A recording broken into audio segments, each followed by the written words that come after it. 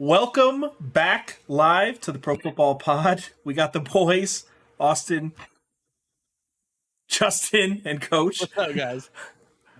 We're in the preseason. Week 1's in the books. How we doing? Yeah. How we feeling? Football is actually back, baby.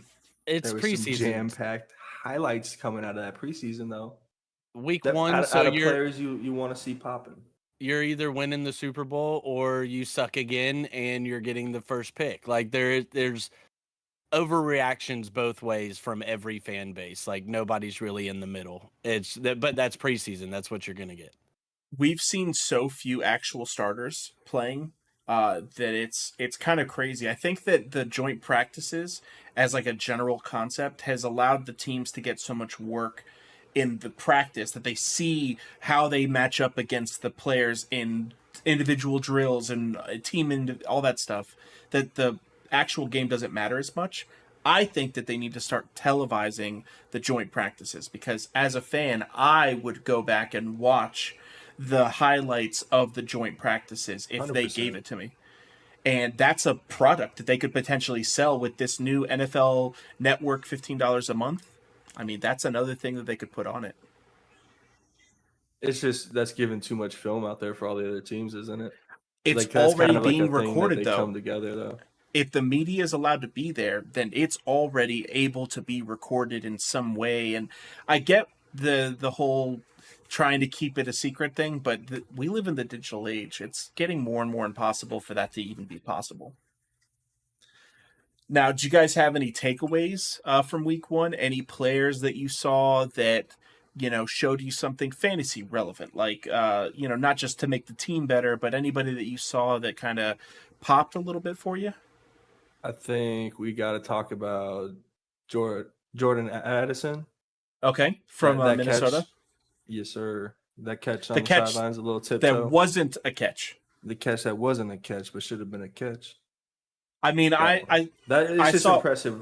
That's what we wanted to see out of him, and then we definitely saw it. So, like, to be inches away from it being a catch. I mean, that's exactly where we want to be. I've been talking about it a long time that I hate that college has the 1 foot rule, because I think that it's a crutch that these players are able to get away with practicing and getting used to 1 foot being able to be down and it counting, that like they should be training for 2 feet the whole time, so that whenever a rookie comes in like Addison, he already knows where that sideline is. He's already more developed to that. on that topic, don't you think they should be playing with the same ball? Yes, I think as many things the same as possible, the same type of helmets, the same type of pads, it should be, because college football is semi-pro football at this point. Like, it's such a good product. It's so competitive. What about you, Justin? Did you have anybody that you want me to draft for 1 round in front of you? Off of preseason week 1, no. Yeah, I know that there's not a lot, but you didn't see anything? Well, I mean, I know I saw one player. Is you do see some things to where it's like, okay, you've got like Quentin Johnson. People were dogging him for his drops and stuff like that. And that's where, I was telling Austin, you've got Jamar Chase in his preseason dropped 4 out of his 5 targets. I passed on everything. him for Waddle because of all those drops. I said, you know what? He might not be the guy, blah, blah, blah. And it was a way overreaction. So I hear you. So it's things like that to where, like, not necessarily, oh, well, you need to draft Quentin Johnson because of that, but that shouldn't, like, deteriorate any kind of value that he has. It shouldn't deter you. Exactly. At all. Because, I mean, like I said, it's preseason. They're still getting a feel for it. They're getting a feel for actual NFL game style, actual NFL game speed out on the field. Like, so many things are going through these dudes' heads, especially these rookies and these young dudes. Like, NFL stadium, it's not packed out and stuff, but you're dressing for the first time. You're walking out, like, the chills you would get. Like, you'd want to throw up just simply because of, like, an out-of-body experience. So, like, to me, it's preseason week 1. I wouldn't take too much about it, especially because most starters aren't really playing. Like, you've got Justin Fields. He threw 3 passes for 129 yards. They traveled a total of like 6 yards, and everybody was either freaking out about it or they were absolutely shitting on him. And for me, it was just Yeah, Justin Fields, he's probably going to get more screen action this year because because he was forced to throw downfield too much last year.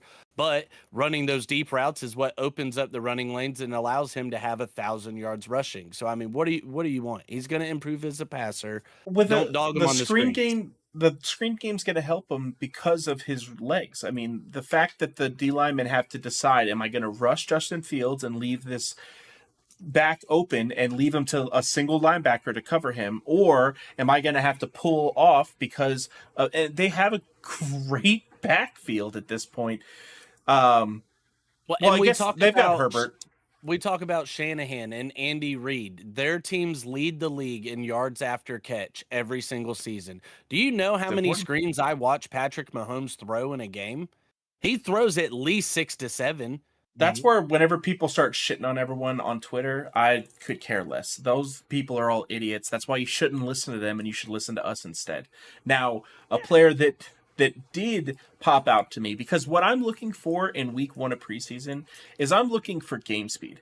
Is this player look like whenever they play against other NFL caliber players that they can't keep up, or that they look lost, or that they just in general aren't playing the game at a high level, even though they're playing against third and fourth stringers? Or are they looking like they're in college still and they're the best player on the field? Devin Achane only got 2.5 yards a carry, but he got 10 yards of reception, 4 catches for 40 yards, and one of them went for like 25. The guy was a legitimate lightning bolt out of the backfield. Great hands, catching the ball at the point.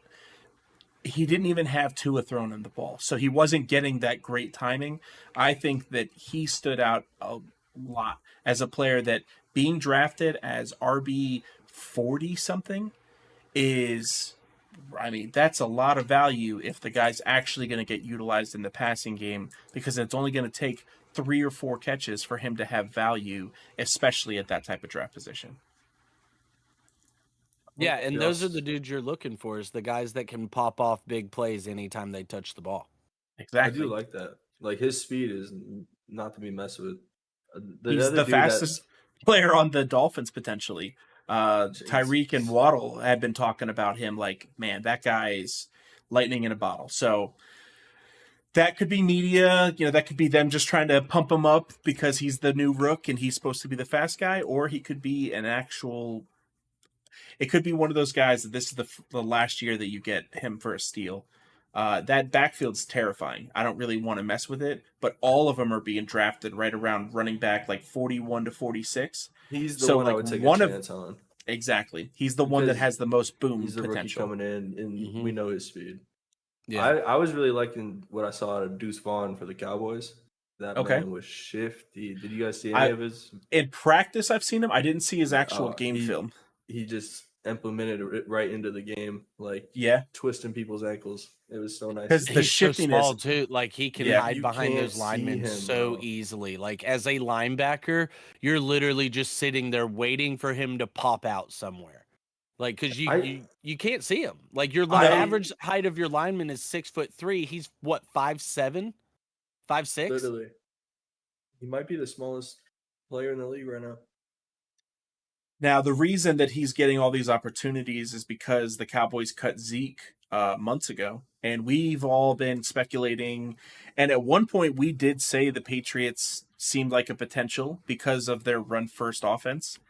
I think that of all the places he could have gone, the Patriots were likely just going to give him the most money. Only $3 million with guaranteed, with $6 million in incentives. So it's a good contract for the team, and it's a good contract for him. Everyone's kind of already freaking out because of like him taking a little bit less money, but he's not going to be the RB1. Ramondre Stevenson is, and even then it's going to be this committee. He is going to be the red zone back, though. I like him in fantasy for that reason. Ramondre, in my opinion, took a big hit because his touchdown total went from 12 to 6 automatically. Like, he isn't going to get 12 touchdowns now. Unless he breaks it open now. And he just, you can't do that 12 times in a season. Which he not does, in so the like NFL today. Nice. He's a flex guy now. That's why I say 6. He's still going to be an RB2. but he was borderline RB1, like right there at the end of my RB1s, and now he's an absolute RB2. Yeah. Yeah, I agree. And I think and with the next one that we're about to touch on, I mean, first off, hey, we actually got news that broke the day we record instead of the day after. So kudos to us. How about that? But with Zeke going there and, like I said, Dalvin now signing with the Jets as well, I think it's, these teams in the AFC East are realizing, when it comes down to these late games in the season and the playoff games, you're dealing in colder weather and you're going to need to have that stable of running backs and pound that. The Dolphins have gone the opposite way of, we're just going to beat you with our speed and just try to keep up. So, I mean, you're looking at the power aspect that the Jets have now added with Dalvin and what Brees was giving them whenever he comes back fully healthy. And then the Patriots. And then, I mean, even the Bills, they signed Damian Harris from the Patriots in the offseason, and James Cook is up and coming. So, I mean, these AFC East teams, like, I cannot wait. That's why we're saving that division for last, is just because of so much to talk on. There's fantasy value on every single team. Like, even with the Patriots, there is value. Absolutely there. With the Patriots. There's a couple trap players, and that's why I'm excited to talk about it, because there's going to be some players that you're really going to want to take. But in reality, especially with Dalvin and Zeke getting signed, it just threw a big rock in that whole division. Now, what I will say, though... How about Dalvin visiting each of those teams in that division? Yeah, all four. That's pretty wild. Yeah, I mean, he was playing it's the best division in football, and like, if there was a division that's gonna put Pat Mahomes down, if there's a team that's built to take down Pat Mahomes, it's one of the four AFC East teams. That's not the Bengals. You have the AFC East and the Bengals. Yeah, and my whole thing with the Dalvin going to the Jets is the Jets are going all in on this window with Aaron Rodgers. So it's completely understandable, but I don't want to see Dalvin rep Miami. I don't want to see him talk about Miami anymore. I don't want to ever again. He's not a fan. I know you're from Miami, but I don't want to see pictures of you in Miami having vacation and stuff. No, keep your ass in New York. You had your chance. 4 months ago, come to the Dolphins. They just didn't that he was coming to the Dolphins. The absolute bag that you wanted, and then you ended up only taking $8 million with the Jets, and that only is $4 million in New York. So, it's okay. He's ring chasing. I get it. You get to go play with the GOAT Aaron Rodgers. He's played against him his whole career. Now he gets to play with him. I get all of it. I didn't even think about that. As a fan, I'm spurned. So right now I'm a little salty about it.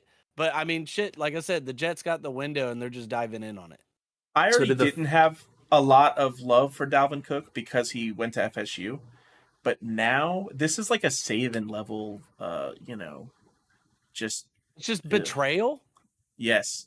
That's what it feels like. I mean, that's not a fan. A fan would see that the Dolphins right now are more primed to take their team to a championship than ever before. And as a Dolphins fan, growing up his whole life, he would want to take that team. He's one of the pieces that they're missing. It's not like they have one of the best running backs in football and he's going to come in and be a backup. He's going to come in and lead the stable of awesome running backs already.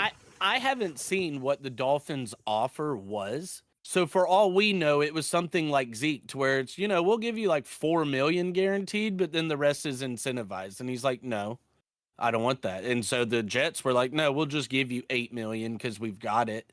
Yeah, and I mean, we're just why going to not sign you for to the a Jets? 1-year deal. But exactly, it makes sense for both parties. So I mean, I'll be salty about it for a little bit, but it's whatever. Now, that just adds even more stuff for us to talk about whenever we get to the fantasy outlook for the, the AFC East.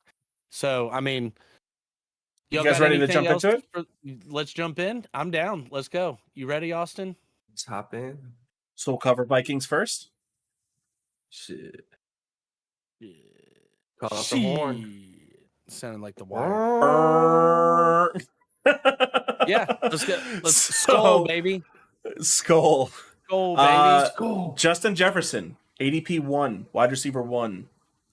I mean, if I was sitting at number 1 overall, I think that taking one of these top running backs is a little bit risky. We've been talking about it for weeks that we want a running back early. But if I'm in the first 3 picks, I think a running back might be too much of a risk, especially because of some of the running backs I can get at picks like 21, 22, 23. So Think I about think last year. I that mean, there's so many running backs went down. Justin Jefferson had a really slow start last year. It was his second season, and he slumped for the first 4 weeks, and then he exploded again, and he just looked like the best receiver in football, best young receiver in football. So I think it's Also, silly new not to take coach him. came in. If he's sitting there at 2 because someone took Jamar Chase or Christian McCaffrey at 1, like you take him. If he's sitting there at 3, like he's the most draftable person on my list. He's absolutely my number 1 player. Yeah, he's number 1 across the boards on all scales. He's got to be. I mean, you can make an argument for Jamar Chase Because of but Burrow. yeah, If he was a healthy Burrow right now, like but the issue is T. Higgins, Tyler Boyd, yeah, that's yeah. the rest of the offense, like JJ, Jordan Addison, who's wide receiver 37. That's it. Like they got rid of Thielen. They got rid of the other guy that was taking targets. And Cook got rid of Cook too. Yeah, like, Yeah, that's a Cook big was their vulture whole in the offense. backfield.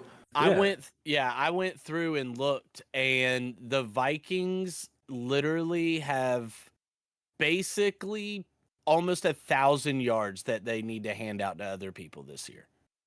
And Hawkinson. that's where, to me, Addison. Jefferson, he put up 1,800 yards last year, and Tyreek's talking about he's going for 2K. Jefferson might get close again this year because Kirk 4,500 yards, 29 touchdowns, 14 interceptions, 92.5 quarterback rating. I mean, and Kirk's going ADP 103, quarterback 13 At overall. 13, that's so disrespectful. I get that he's average, that Great he's value. not, but it's such great. That's better than you ever got Phillip Rivers for. 7 to 10 fantasy quarterback every year. Like Easy. that's what you're hoping for. Like plug and play. I can start Kirk and not have to worry unless it's a primetime game. And then I just trade him out for somebody for that game. Straight up. Honestly, like that's a really solid strategy for your quarterback, and it's easy to pull off. No one's going to be trying to take Kirk Cousins. Everyone's going to be trying to take Tua. They see this like boomer bust. These boomer bust guys. Dak's another one that if he can actually have a solid season and not throw so many picks, then where he's being drafted is actually very valuable because he's a veteran guy that's going to get the yards, he's going to get the touchdowns. You just lose points because of the picks sometimes.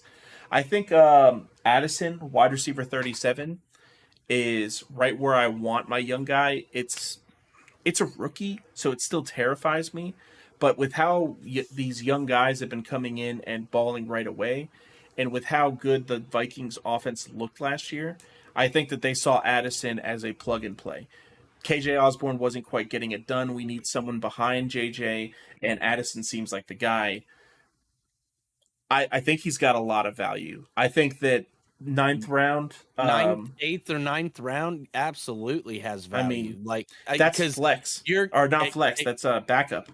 Exactly. You're drafting him as one of your top bench guys, but he's probably going to end up giving you flex, if not wide receiver 2 type of production for your team. And so he's another one of those dudes of the mold of just the simple volume as to what the Vikings do in the passing game. Those targets, Thielen had over 90 targets last year. Those got to go to somebody.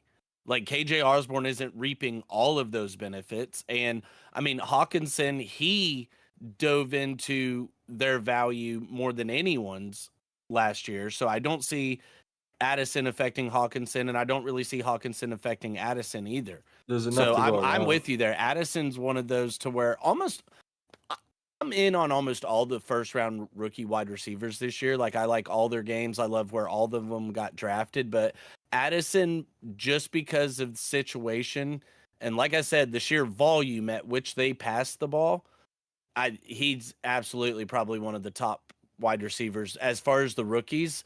If not him, I would go Zay Flowers. Well, so here's the big question, and whenever it comes to drafting a fantasy, it goes Jackson Smith-Njigba, and then Jordan Addison, and then it's Zay Flowers and Quentin Johnson. But like it's a big tier up for Jackson Smith. Like he's definitely higher up there for a lot of people. So like you were just saying you would get Jordan Addison before him though. Well, because my thing with Jackson Smith and even Quentin Johnson is there's two other main mouths to feed. And not even that, but Quentin Johnson, you've got Eckler who's looking at 85 to 100 targets out of the backfield as well. Like, I mean, 120 targets. He's going to get 85 catches. There's just not enough to go around on the Chargers for me to be in on Quentin Johnson, whereas Zay Flowers and Addison come in and they're at minimum wide receiver 2. He is my favorite pick in that round. In a dynasty, I think Njigba has the most value because of him as a player, right? He looks like the best receiver in a dynasty. That's what you want to look at. Team doesn't matter. All that stuff, the other stuff doesn't matter. We need to get the best player. Lockett's got, 2 to 3 more solid seasons in him? And DK Metcalf and him could both be, they could both play off of each other very well. Mm-hmm.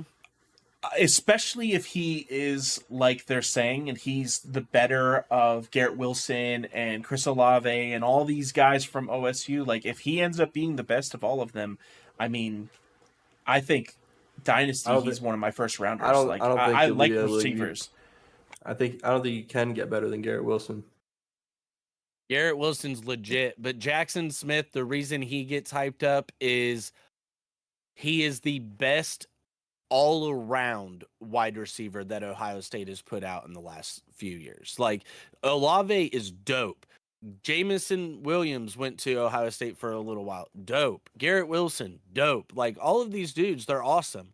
But Jackson Smith, there's a reason he was, like, the number 3 wide receiver and was one of the top dudes on the team in receptions, yards per receptions, touchdowns, total yards. Like the dude was just productive as hell. Like, so, and he just got glue for hands. The dude rarely drops the ball. So he's better all around. Whereas, Olave is probably a better athlete. Garrett Wilson is probably a better athlete. But Jackson Smith is able to run routes like a madman. Like his route running is elite. And in Justin quick Jefferson passing games, you need Devontae that elite Adams, route running. all these guys, like Cooper Hunter Kupp, Renfrow, they've made careers on this. Like it's what running is the most important thing.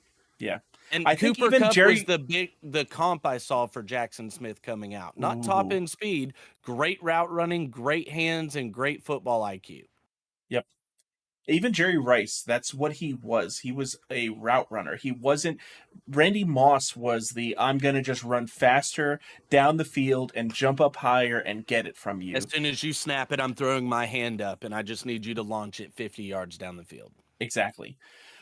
I think KJ Osborne, ADP 178, wide receiver 63, is definitely a depth guy I'm looking at. Mm-hmm. He's on an offense that's going to be super productive. And he has to catch the ball sometime. Like, they need him because Addison has to develop along. Now, if KJ Osborne is a player that's on my list of people to try to trade immediately.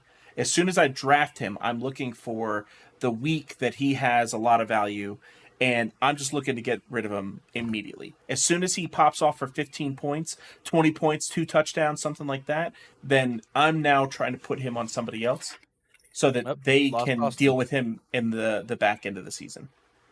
Because I think that Addison does develop in a similar way that Amon-Ra did, that by week 14, 15, 16, he can be putting up 20, 25 points every week alongside Justin Jefferson. Hey, we can hear you, Austin.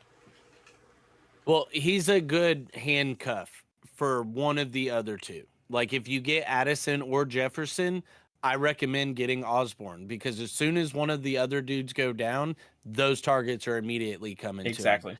And so what do you think about Madison's value? With Dalvin Cook being gone, he's RB1 by a mile there. Wide receiver 23 is crazy. I think that running back Madison, 23? Yeah. I said RB23. My bad. You said wide receiver. Did I? Yeah, so it's okay. I think that it's okay. Whenever Madison came in, every single time that Dalvin Cook has ever missed a game in his entire career, if you weren't told that Dalvin Cook wasn't playing and you just started watching and you didn't know what number Dalvin Cook was, you'd think that he was still playing. He looks like Dalvin Cook. Especially when they both switched to single digits. Dude, I love that. I loved it more than anything. It threw me off so hard. I hated it. So hard. And it's not just the dreads. It's the running style. It's the elusiveness. It's the flow. It's like they look the same. So I think that the Vikings were genius to not pay $8 million to Dalvin Cook this year. And they would have had to pay him more if they just like kept him or re-signed him. So I think that Madison is way undervalued. Wide receiver, or this time I did say it. Running back 23. It just seems my top 20 running backs are all starting every week on my team, right? Every week, no matter what. Madison's starting every week on my team. Like there's not many matchups that I'm not putting him in. They have a great offensive line and a phenomenal offense. Like sixth round. Like he'll never get him that high again. What we talked about last week, and then what we've got this week, you can get Joe Mixon in the 5th and Madison in the 6th. Like that, you've got 2 RB2s, but if you stack out the rest of your value, because Joe Mixon's ADP was in the 50s. So if you stack out the rest of your wide receiver, quarterback, tight end, boom, you can get Joe Mixon and Madison back-to-back rounds and fill out your running backs there. And then, just take a couple other depth running backs as you go. But just looking at the rest of our list to talk about, Jahmyr Gibbs, running back 14, Khalil Herbert, running back 37, Aaron Jones, running back 16, A.J. Dillon, running back 32. Of all of them, I would prefer Madison. He has the best offense. He is going to get the most workload. There is no other running back there besides him. He is Dalvin Cook now in Dalvin Cook's first 3 years before he got there. So of all of those, like Madison is easily the best. Easily. Now he's the highest besides Gibbs. Pound it into the end zone or anything like that. Jahmyr Gibbs has to deal with Montgomery. Like he has so many problems. Hey, there's Austin. He's back. So we can hear you. I think Madison has the most value. Like absolutely, it's a no-brainer. Yeah, I as far as definitely love Madison. That's like Jordan Addison, Alexander Madison. You can crush it with those 2 picks right there for value. Especially if you're not the first pick. If you don't get JJ, now if you're the first pick, take one of those guys, but don't take both. Definitely don't take Addison if you have JJ. Like it's just not worth it for you because putting them both on the field. Because if JJ gets hurt, bro, you got that number 1 guy now on this. Then I'd rather have KJ Osborne. I'd get KJ way later. I like that. No, he can literally be your last pick of the draft easily. Yeah, exactly. Yeah, ADP 178. Now, speaking of the Vikings, that defense is going to be looking rough this year, I think. Hey, they got Brian Flores in there, and I will not shit on a Brian Flores defense. Brian Flores, the head coach, I will poop on all day. But Brian Flores, the defensive coordinator, I will give that dude his flowers every day of the week. That dude will mastermind a defense. And he still has he has Danielle Hunter, a top defensive end. Like he's got pieces. Harrison Smith came back. I expect them to upgrade in the defensive department this year. They're not going to be just allowing 300 yards passing every game that that was one of my favorite bets last year. Is somebody played the Vikings, you bet that quarterback over 250 yards that played against them. Didn't matter if it was Goff, didn't matter if unless it was like Justin Fields, but I mean almost every quarterback last year, it was guaranteed. That's not going to happen this year. I do not see that happening this year. So do you guys have anything else to say about the Vikings? That's all I got on the Vikes. All right. So Lions, Jameson Williams is going to be suspended for 6 games because of gambling for sports in the facility. Idiot. Don't do that ever again, Jameson. Come on, man. Most valuable player on the team, Amon-Ra, wide receiver 9. Can't believe that there's 8 wide receivers getting drafted above this guy. there were 16 drafted above him in I his pulled draft the class. PPR ADPs too. Have y'all Yeah, seen I, him? yeah. I had to go back and double check, and I was like, wait a You minute, saw the like one-handed, what he I was was like, doing? yeah, Just, bro, I was like, he's I was like, locked in. PPR, is this right? Like he's ninth, like Yeah. ADP, but you're still It having is to tough. snag him in the second round at minimum. Second round, Like, which is right where I want him. And you it's get him at the early. end of the second round. That means you could get JJ, and then you could back it up with Amon-Ra, and I then haven't seen that yet. People are snagging him earlier than late in the yeah, second. okay, He's going he's gonna right after the turn. yeah, he should be. That's what I want him at 13 to 15. whoever's got those back and backs right there at the end of the first, if one of those isn't Amon-Ra, like, come on, dude, you've got to. Yeah, in He's just sitting my there. in one of my leagues, I've got the 11th pick, and I'm absolutely looking at taking running back, wide receiver. And if Amaz there, then it's him. If Devontae Adams is there, it's him. There's a lot of guys that it can be, but Yeah. I'm taking him over most of them because he is so motivated as a person. Like it has Literally. nothing to do with what he does on the field now. It's the Amon-Ra as a person is not going to fail. It's an impossible thing. You learn his backstory and his father and his brother and how he's raised. You know, he just got And He that knows mentality. all 16 wide receivers that got drafted before him by memory. Where they were drafted, what school they went to, everything. Now, as far as running backs, you got Jahmyr Gibbs and David Montgomery. Jahmyr Gibbs is ADP 37, running back 14. Montgomery is ADP 84, running back 31. That boy's electric. He's terrifying me, man. That's so high. Like, if Jahmyr Gibbs wasn't given any respect by the community, and you were able to get him in the 6th or 7th round, and like he's finishing up your starters, then that's one thing. But for this guy to be that good, I get that they traded DeAndre Swift, but I also get that just having the best offensive line in football isn't going to mean that he's the best running back in football or even a top 15. But he had the best O-line in college as well, and look what he did with it. You know, I love him as a player. I think the Lions were super smart to have him, and I'm excited to see what they can do with him. I just don't know. It's a bit early for my blood for a rookie. If he'd already been producing in the NFL at a high level, then like hell yeah, let's take him. But end of the 3rd round, like dude, that's terrible. rough. It's not For a terrible. rookie, It's definitely that's- a big gamble, though. It is. Like, That's where it breaks it's not one of my rules, but it's just like it breaks that like feeling that I have. Like because you I like to didn't go take off of consistency. Exactly. One of your biggest rules is consistency, and so Exactly. he's not there for you. I didn't take Kareem Hunt in the 8th round in his rookie year. But if I would have won my league that year. There's all kinds of situations like that happen, but more that happen than that, there are guys that bust. More often than this guy's going to win my league is he's going to bust, and at 37th overall pick, that's just a lot of value that I'm giving up. I agree with you, except for his landing spot and what he does in the passing game.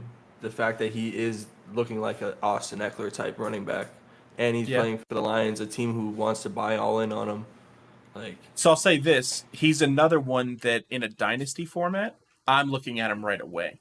I don't care about any of that. I love him. I think yes, because of the landing spot. I like the Lions over the Falcons right now, but no, I would still take Bijan. Dynasty format, single season. I mean, right now Bijan's averaging out at running back 4 overall. I don't like that. Well, the way I look at their offense, and I look at their head coach with Arthur Smith, and the way they love to run the ball, and the way he loved to run the ball in Tennessee with Derrick Henry, and he's got a running back with elite capabilities like Bijan, and so I don't see any reason why this dude's not going to just storm out of the gate, and Tyler Algier just comes back to being the depth guy. He's already sitting at 3rd on the depth chart. He's the 3rd running back right now. Yeah, But Yeah, like, Austin, I read that report too, and I'm not reading into that too heavily. They drafted this guy super high, and he is an electric athlete at a position that's what matters. It doesn't matter what system a running back plays in. If they're a top running back, they're going to be a top running back. So but Patterson's I been playing great these past couple of years, I still agree with you and that I Algiers think looking in nice. a dynasty I'm taking Jameer Gibbs over Bijan. If I had like Just the because there's number less people there. two, I'm so excited because they're just going to take Bijan, and then I'm going to get Jameer Gibbs for free at two. So I I I I see Justin's point on like Bijan's going to be fucking. He's going to be good, but I kind of agree with you that in a dynasty format, I don't want either of them this year. Straight up, like they are too much skin that I've got to give up for the potential that Bijan Robinson is Ezekiel Elliott as a rookie. If he's not Ezekiel Elliott, then I just lost my league. Like that's Yeah, exactly what happened. I lost it in the first Bijan's round. he's going in the first round every Yeah, draft. yeah. So Five, there's six, a lot of seven. people that are going to be willing to jeopardize their entire draft based off of one player. And the first round's not the most important round. Like, if we're being real, the first round is such a big gamble. A lot of those guys get hurt, and you can So still many. win. But you're They're fighting just uphill so at that point, used. man. I would much rather have a safe pick like Eckler or even who's going after him? Chubb. Chubb is Chubb. going after Bro, Bijan. late in the That is second. the safest freaking running back over the It's last the five it's the years. receiving it's the receiving aspect because But the that's whole boom. NFL is changing. I don't Like want Bust in the first round. I don't care about Boom. I'll get Boom in the fifth round. In the fifth round, Boom matters to me more than Bust potential. Because in the fifth round, I've already got my core. And it can, if this player doesn't work out, it's okay. I only spent the fifth round on him. I've got my sixth, seventh, and eighth. One of those is going to boom. Like, that's what I'm looking for. I want consistency in my first five picks. After that, I'll take some risk, but not that early, man. Not that early. Is I there think anybody else? Jameson is a great pick late in rounds just because he's got that suspension. He's just someone who could potentially be a league winner with his boom You're aspect. looking at 14th round or later for him. I think he's going to fall even later because I think people are going to forget about him. I think they're going to be at Exactly. that point and they're just going to totally forget. I think Sam Laporta, tight end 19, he's a rookie tight end. I don't draft rookie tight ends. Not in the draft. The way I look at Laporta and even Jameson coming back for the suspension, that yes, they brought in Marvin Jones Jr. and yes, Khalif Raymond had a solid season last year, but those dudes aren't even popping up on ADP. Like you're Nope. getting those dudes off the waiver wire after the fact. So with Jameson's game breaking ability and Sam Laporta as a tight end, he's going to get targets as that safety valve. Like We know Jared Goff they're loves his going to tight treat ends, him like TJ Hawkinson. Like so for me, I'm with you. I wouldn't draft Laporta as like my starter, but I but would if you need a absolutely guy, pick him up and just wait for the value to come to him. Even if It, anything, you get him. People start to see some kind of week to week value, and you have somebody who's tied in either shit the bed or they waited too long, and you've got a trade piece there. He's your backup tight end, anyways. if you're staying diligent with the waiver wire week to week during the season, then I think that players like Sam Laporta will fall to you. And it's hard to say fall to you like that because it's not the draft anymore. But what I mean is that he's going to have a struggle for the first 5 or 6 weeks. And everyone's going to freak out. And because they spent a 14th round pick on him or a 13th round pick, they'll just drop him. They won't care that his potential is so much. So I like to not pick up Laporta, to get someone like KJ Osborne, to get these safer veteran guys. Even for tight end, it's hard, man. It's so hard to take a tight end late and expect anything from them. But I would say,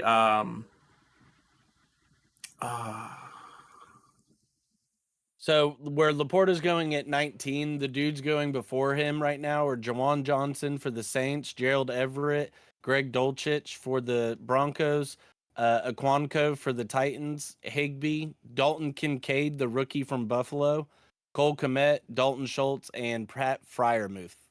Now, Yo, He's Kincaid going is average at 10. Knox.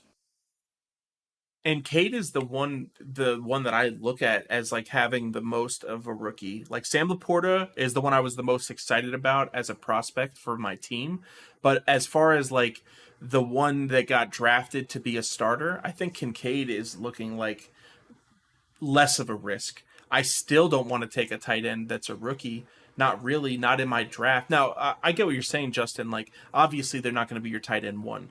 And if you took him as with your last pick or something, it's not going to be a big deal. I just hate having to sit on Sam Laporta to wait for him to show his potential. Whenever there's these veteran guys that you already know exactly who they are, like Gerald Everett. Gerald Everett's a great example of he's solid. He's never going to be tight end 5, but he's also never going to be tight end 15 plus. He's always going to be right around that tight end 10. So he's not going to get touchdowns, but he'll get receptions, he'll get yards, he'll get me points. He'll get you 8 to 12 points a game. Nothing crazy after. Like Yeah. I had Gerald Everett for like the last 6 weeks of the season last year. That's the like- dude to have. So I that's my point. loved Is Laporta, if I hold on to Everett, and then as soon as Laporta becomes available after week 6, I want him now. Now I want him because I want to wait for that pop. As soon as he pops off, then if he continues to pop off, now I know I can start him. All I need is 2 weeks of 12 or 15 plus points for me to feel confident that the team is drawing up plays for this guy and he's going to continue to get targets. Do you guys before taking tight ends out of fantasy and replacing it with like a flex position? A wide receiver, running back? No. Because like I don't tight like ends that. are the most annoying position to go for in fantasy. It's just you have Kelsey and then everybody else. Maybe Mark Andrews, but like once but Kelsey retires, still like the adds position's that element, gone. like a matter of looking at the matchups, who's going to have the advantage, like, things like that, to where it's the same thing as like kickers. I mean, yeah, it'd be awesome to have A lot of Justin people want to Tucker take and those just out know too. you're getting 12 points a game, but it adds those new elements. I mean, you look at a guy and yeah, he's a kicker, but if he's on a team that they're able to push the ball down the field, but they suck in the red zone, you're probably looking at a lot of solid points from that kicker. Patriots kickers are great because Bill Belichick is not afraid to just get the 3 points. So as far as the tight end position, a tight end being drafted in the first round was never a thing until Rob Gronkowski. And it still didn't become a thing until like him and Tom Brady were just legitimately, if you got both of them, then you were going to win your league. Like that's what it was for a couple Now of it's years. Patrick Mahomes and Kelsey. But my point is that as the league grows, as you get more players that are coming in the league, like Sam Laporta, like Greg Kittle, like these guys that are coming from schools that are starting to become tight end universities, and they're starting to develop these players at a younger age. Kelsey's putting up the tight end U every year now. So I think that the position is going to continue to do this. It's not the hardest position in football, but I want to say that it's probably one of the hardest positions on the offense because of the versatility it requires. You have to be able to block a defensive end that is bigger and faster than you, while also being able to outmaneuver a linebacker and a safety on routes. You have to be able to do all of these things at the most athletic position available. I mean, tight end's impossible right now, and everyone wants to talk about how running backs should be paid more. It's a fun position. So, Jared Goff, quarterback dreaming 17. I think this is the same thing as Kirk, but it's even more egregious. Quarterback 17 is disgusting. He finishes like... I looked at that and got so wide-eyed when I was sitting there doing my notes, and I was like, quarterback 17, bro? Y'all don't remember? You just said it earlier this pod, man. He doesn't do good. Who? Jared Goff? Bro, why did I hear Kirk? Oh, yeah. I said like Kirk. He's also being undervalued. 65% completion apiece. Both threw for about 4,500 yards. But I would much rather 29 touchdowns. But Goff threw half the amount of interceptions, which is what you love to see. Had a higher quarterback rating, which is what you love to see. And for some reason, Goff is going lower. Now, bring that back to the fact of what I said earlier. They don't have many solid targets to throw to Besides like the Amon-Ra and Vikings do. Jamison Williams. Exactly. If Amon-Ra goes down, his value tanks.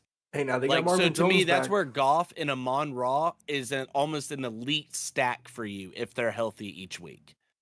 He's gonna Agreed. help out I with like those that. 6 weeks though, Marvin Jones Jr. And you can get them so far apart in the draft too. Like, so far apart.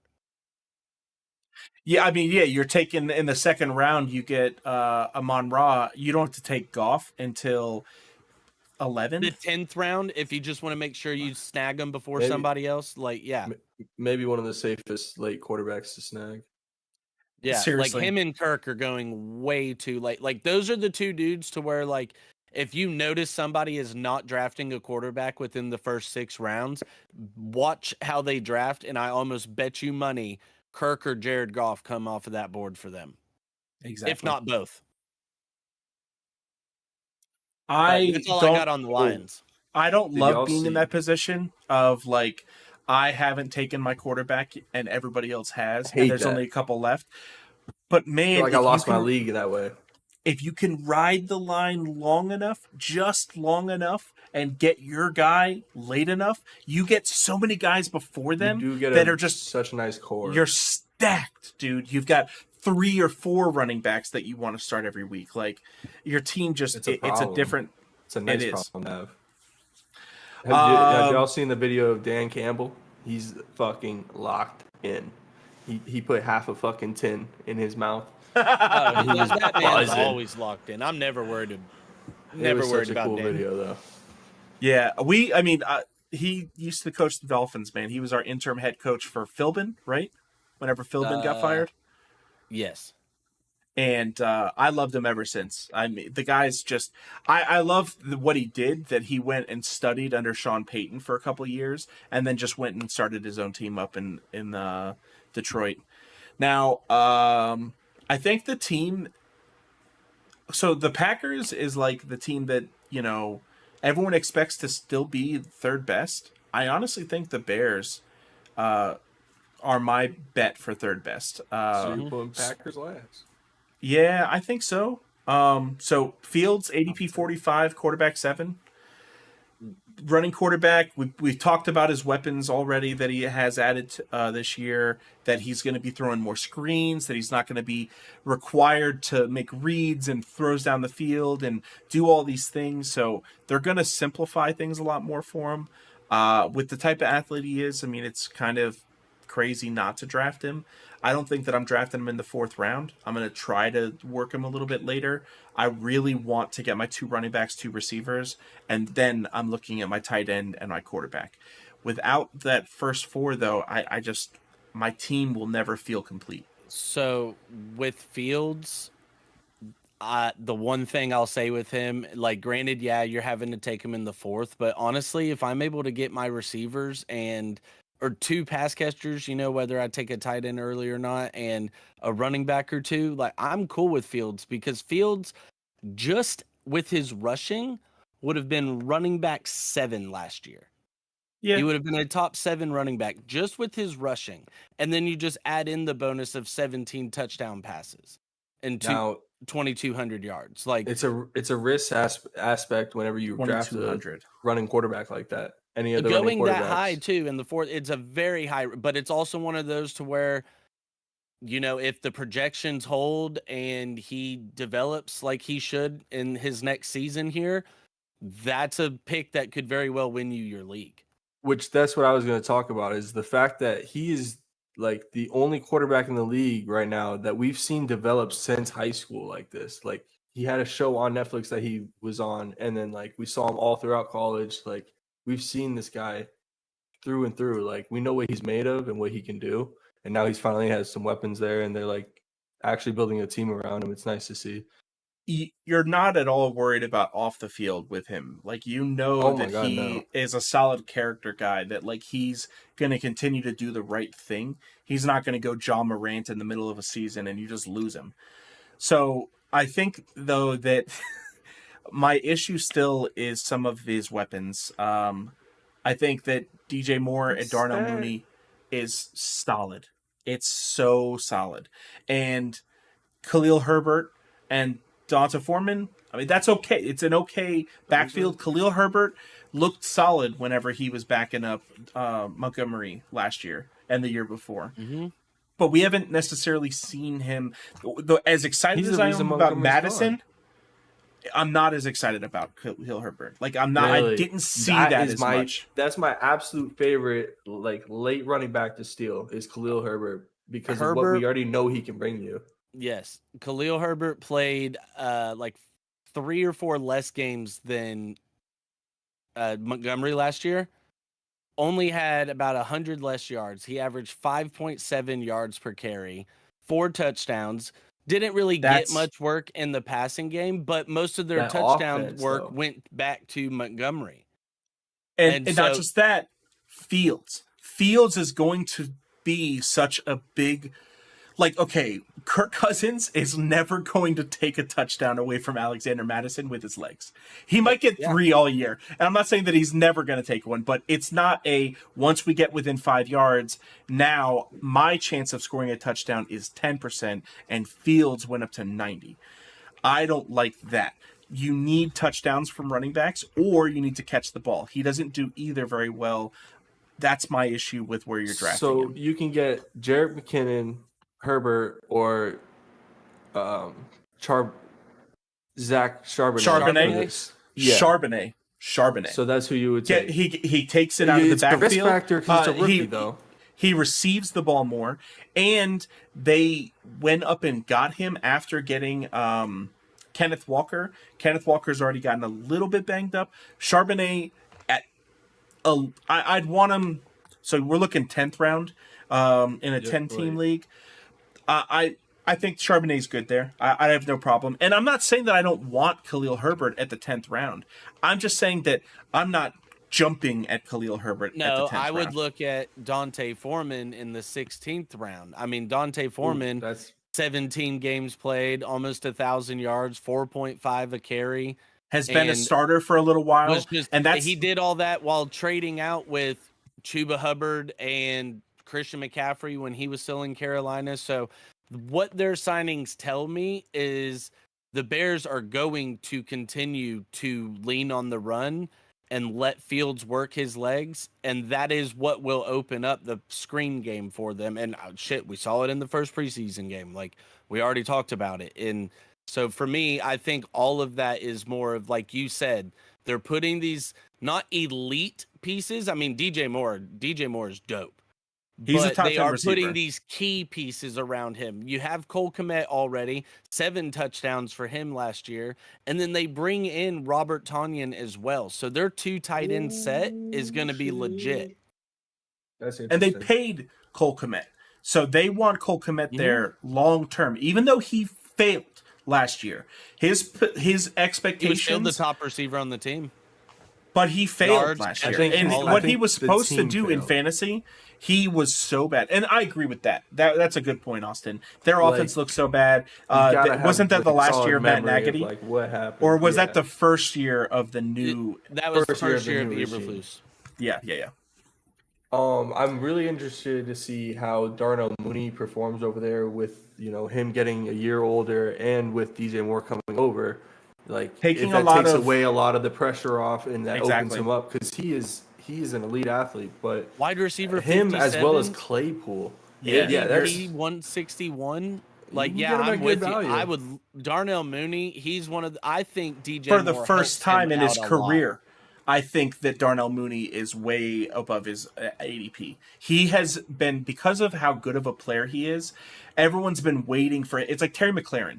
Terry McLaurin is so good as a player, but his opportunities are so crap that you don't ever want to take him where he's being drafted. If I could get him 3 rounds later, he's so much value, but you can't ever do that. You finally get Mooney at heck of value. I mean, DJ Moore even at wide receiver 22, 5th round, that's so much value. He's going to way outperform that, even if Fields doesn't throw for 4,500 yards. He's going to throw for more than 2,500. We know that.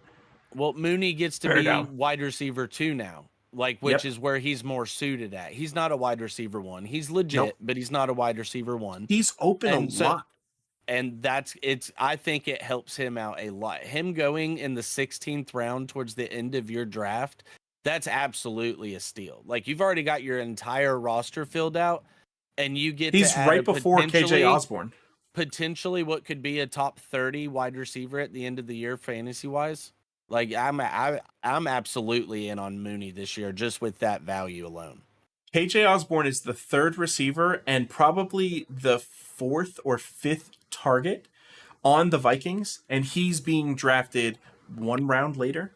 Yeah. Like, you're getting legitimately the second or third target on the team. Now, Mooney's Khalil Herbert is not going to take that much. His problem though is he hasn't been able to churn out a full season yet. Like last year, he only played 12 games, and so that's why his value is taking a hit, rightfully so. You can't trust him on the field. Yep. But where he's going at in the draft, if he is healthy, I have a guy that I can plug into my flex spot, and I'm not really too stressed out about it. Claypool's I like the Bears, like you said. For... I think that I think they should finish above the Packers this year, and I'm all in on. I'm rooting for Fields hard. I want to see him progress, and I want to see him, progress as a passer because he's electric. I'm all in on Mooney. I'm all in on Kmet. Like, I love their team. They've got a good, solid young squad. Seems like they're all just chip on the shoulder type of guys that they haven't got their shot yet, or like Fields, he's still trying to prove himself. They're very young. I think that that's the right way to put it. They're very young. They're developing, and we haven't seen the work that they've been able to put in this offseason yet and how much better they got. I think that DJ Moore and Darnell Mooney are the two that I look to really surprise us, especially because of DJ Moore being there. I think Darnell never had someone to play off of to make him better. He was always just the best guy in the field, so what am I supposed to do to be better whenever all I can do is what I'm able to do? So literally. I think iron sharpens iron. Nobody. I mean, Cole Kmet is the best receiver on the team. Packers. I think the first thing we talk about is the running backs. That's what everyone wants to know about. Are you guys drafting Aaron Jones at running back 16 and AJ Dillon at running back 32? If you draft Aaron Jones, you have to draft Dillon. And that's why I would stay away, is because I know as soon as I draft Aaron Jones, somebody is looking to snipe Dillon earlier than round 8 where he's going right now. Yep. Somebody will overdraft him simply because they immediately have a trade piece for you. Or as soon as Jones gets hurt, they've got a guy that can immediately carry the entire load for the team. So be even better than Jones was, because he'll have 100% of the carries. You need to go ahead and be prepared to take Dillon in like the 6th or 7th round. You're going to have to overdraft him, but you have to guarantee that you do get him. Now, Aaron Jones still scares the shit out of me. Only 2 rushing touchdowns, but 5 receiving touchdowns. Now, it's not Aaron Rodgers, it's Jordan Love. That offense is going to look very different. Mainly because LaFleur does not have to conversate with Rodgers every week on the game plan and what are they wanting to do, what is he like, things like that. Jordan Love, it's your first year starting. Just take it and go. Like, I'm giving it to you. I'm telling you what we're doing. Trust me. He's been sitting for 3 seasons. I'm excited for LaFleur because you're actually going to get to see him be a head coach this year.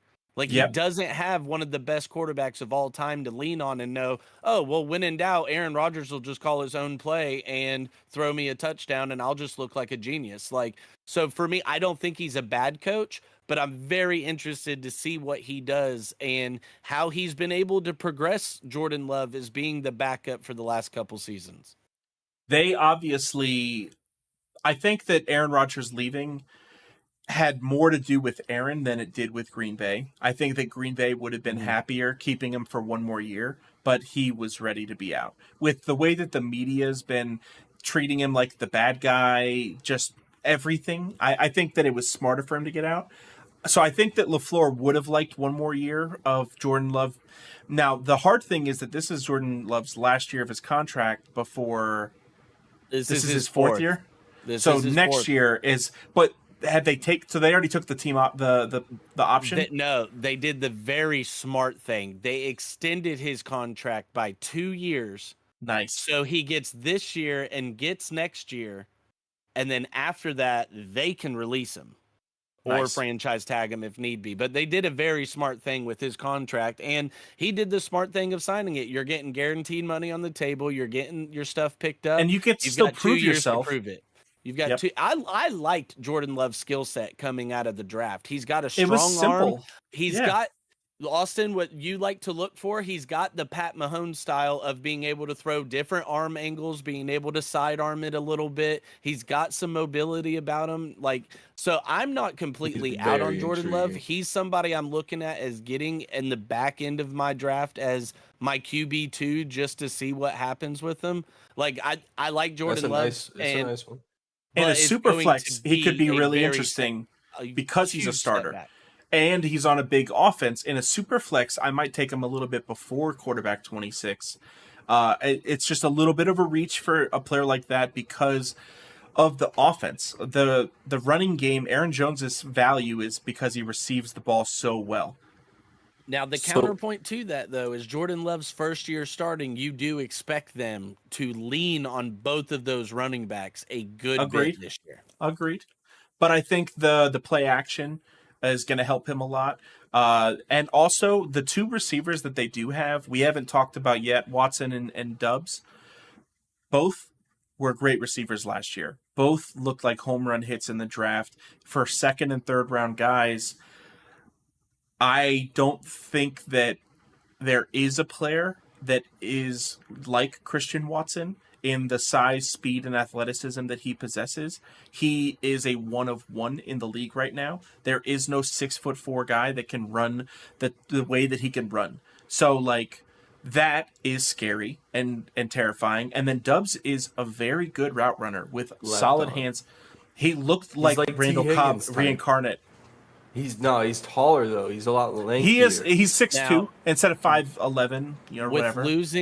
With losing Lazard, Cobb, and Tanyan, the Packers have 1,800 yards of offense they have to redistribute.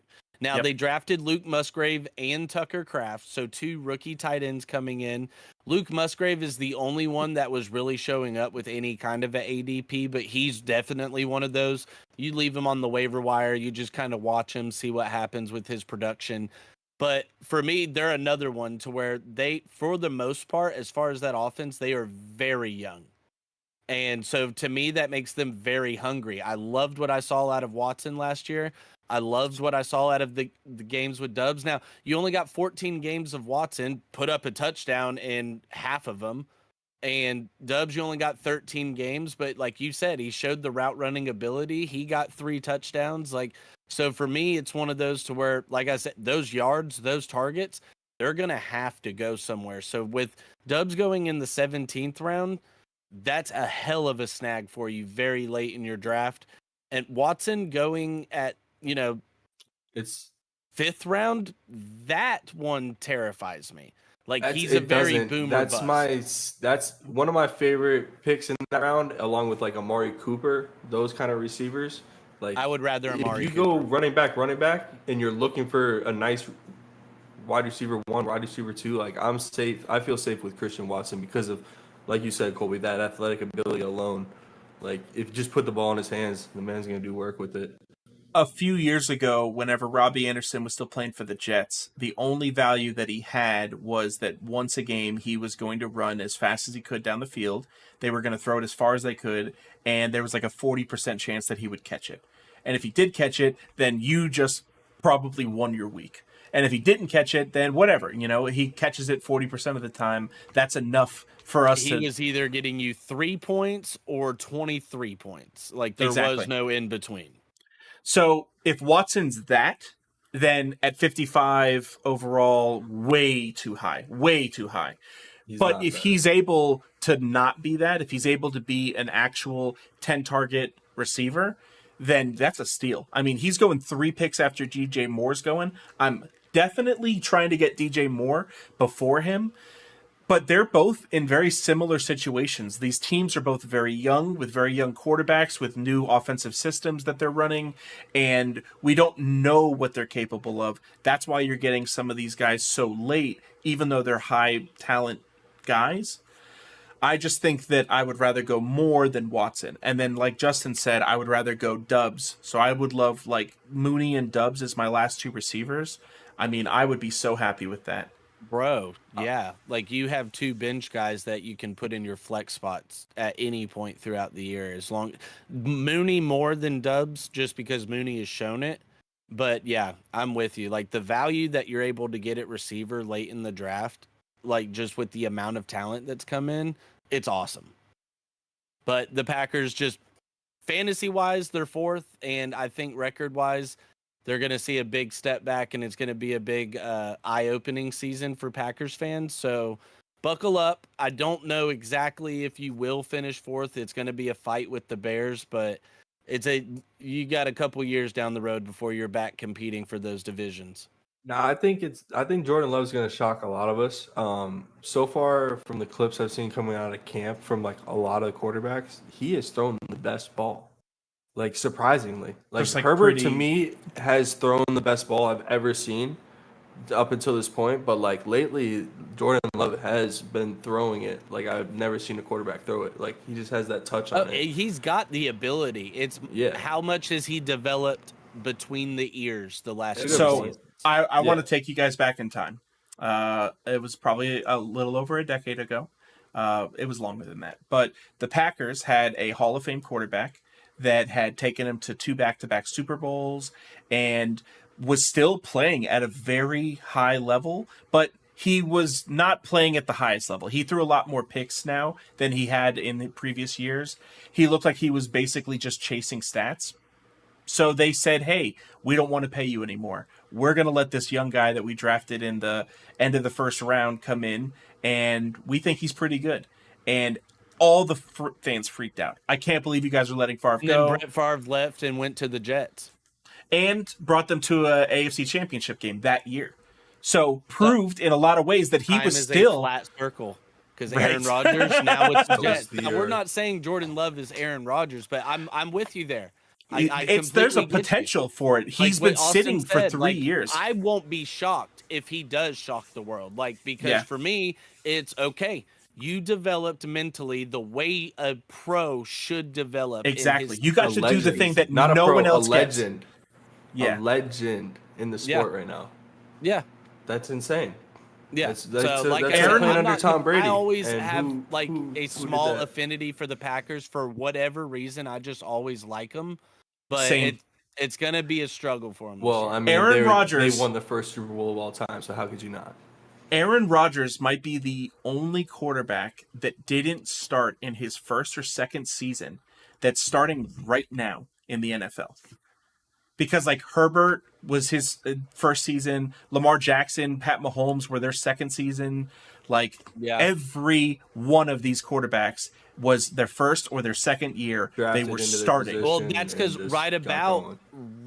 pretty much right after it got to where almost every rookie was starting within their first year, to where it comes down to the fans are clamoring for it. The owners don't want to lose money. They want to keep people in the seats. Oh shit, we're losing ticket sales. What do we do? Hey, let's start the rookie this week. That'll sell out the house real quick. Like you said, if everyone in football world says there is an absolute benefit for a dude to start. But I also see the benefit of gameplay experience. So to me, Jordan Love, you've sat long enough to where if you come out and you just look completely inept at running an offense, that's going to be a problem. But I don't see that's going to be the issue. I think he's going to end up finishing out the year as a middle tier quarterback. I don't think he's going to be freaking amazing at anything, but I also think he's going to pleasantly surprise some people to where, hey, Packers might have something to work with for the future here. So if they do, awesome. If not, you kind of deserve it. You've had 30 years of Hall of Fame quarterbacks. Just suck it up for a little bit. No, for real. For real, back to back 30 years. Just went from one to the next. That's lucky as fuck. I definitely think he's got a lot of value as a secondary quarterback if you can get him there. Mm-hmm. Super flex, stuff like that. Yeah, it's like we were saying. Yeah. Awesome. Well, thanks for joining us, guys. Make sure to like, comment, subscribe. We read all the comments. You can say whatever dirty stuff you want. We won't ban you. Tulsi Rose Teas funding this episode again. Go to tulsirosetea.com to get all your tea and tea needs. Follow the pod on Twitter at @ProFootball_pod, which it's also my Twitter now because Hulk_PFP got suspended for whatever reason, and Elon never emailed me back. So we're just rolling with the pod Twitter there. Damn, son. Yeah, but for sure, hit the subscribe. Like we said last week, if we get to 500 subscribers, I will personally buy somebody a jersey after we do a little drawing, jersey of your choice, as long as it's not the Jets, Bills, or Patriots. No, I'm just playing. I'll suck it up and I'll do it. If we get 500, I'll suck it up. And It I'll just do can't be Dalvin freaking Cook. All right, guys. Thanks for joining, Wait, everybody. Who do we got next week? The AFC E? No. It'll be the AFC West. Yeah, West. I was going to say West. The Chiefs. Yeah, I like that. Like that. Chiefs, Chargers, Broncos, Raiders. Raiders. Another solid division. A lot of players that are going to be taking at their position, but a lot of guys that are way being overdrafted. So we'll see you guys again next week.